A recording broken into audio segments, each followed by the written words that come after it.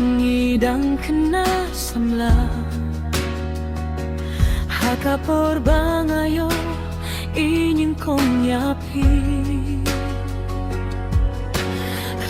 klem biat bimui baro kisukut tang kumtahi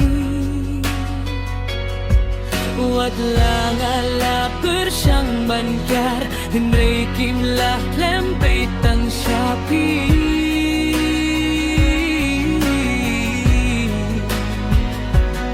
Ngamtip kay kabajaya nga hato day bangasyon tingit yapi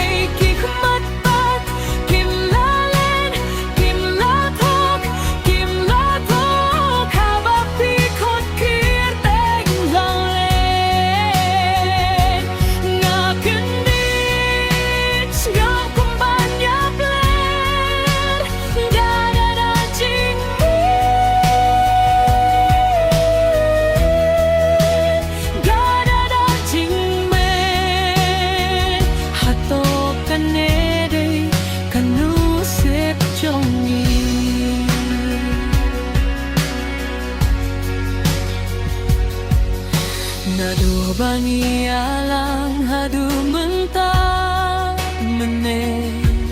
himdon watang shikelit ma bangan babe pidei kanong kersan barat bajong ma hiwan raja